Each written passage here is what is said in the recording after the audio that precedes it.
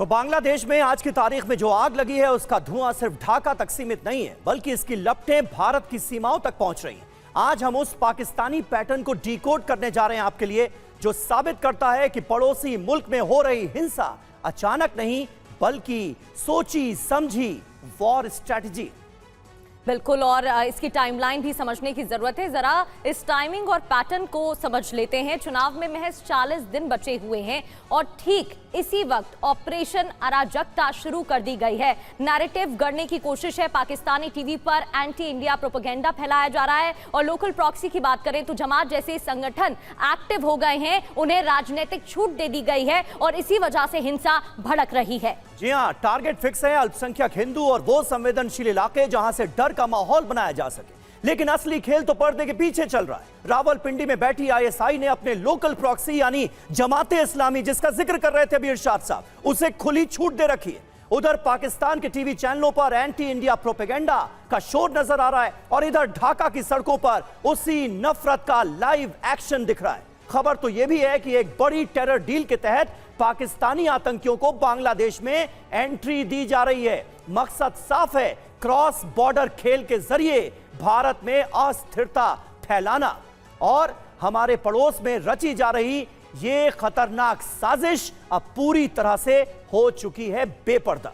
तो अस्थिरता फैलाना ही मकसद। बांग्लादेश में अस्थिरता का फायदा उठाना चाहता है पाकिस्तान। हिंसा के जरिए भारत विरोधी प्रोपेगेंडा फैला रहा है। बांग्लादेश में चुनाव भी प्रभावित करना चाह रहा है। चुनाव को लेकर अब लगातार हिंसा भड़क रही है, साजिश रची जा रही है, अलग अलग मीडिया रिपोर्ट्स में दावा। तो आइए अब आपको कुछ और डिटेल देते हैं। समझिए कैसे बांग्लादेश में अस्थिरता से पाकिस्तान को फायदा पहुंचने वाला है। पाकिस्तान का इस कदर इन्वॉल्वमेंट क्यों, यह पहला सवाल था इरशाद साहब से, जिसका जवाब उन्होंने तो नहीं दिया, लेकिन आपको बताते हैं। अस्थिर बांग्लादेश भारत की पूर्वी सीमा पर चिंता बढ़ाएगा और यह सबसे बड़ा मकसद नजर आ रहा है। बांग्लादेश संकट भारत के खिलाफ एक कारगर हथियार साबित हो सकता है, यह मानकर चल रही है पाकिस्तान की बदनाम सेना और वहां की खुफिया एजेंसी। भारत की इंटरनेशनल बदनामी के लिए यह पूरा प्रोपेगेंडा रचा गया है, यह कहीं ना कहीं साफ हो रहा है प्रगति। और जिस जमात की बात इरशाद जी कर रहे थे, जमात कट्टर संगठन का राजनीतिक इस्तेमाल संभव बताया जा रहा है, तभी तो राजनीतिक छूट दे दी गई है इन्हें। ढाका की कमजोर सरकार पर प्रेशर बनाने की कोशिश है और यह और भी ज्यादा आसान हो गया है इन संगठन की वजह से। जी हां, साउथ एशिया में तनाव का मकसद इसके जरिए पूरा हो सकेगा।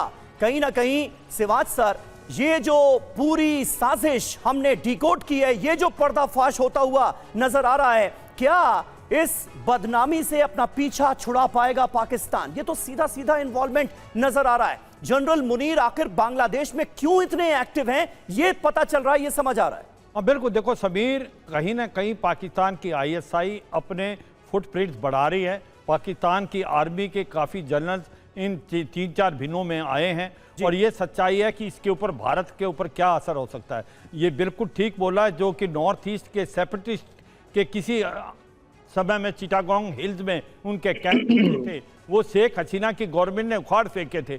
और उल्फा हो, पीएलए हो या एनएससीएन खपलांग हो, और वो सारे के सारे तोड़ दिए गए थे। अब सुनने में आया है उनको दोबारा बसाया जा रहा है चिटागोंग में और आईएसआई ये कार्य करी है।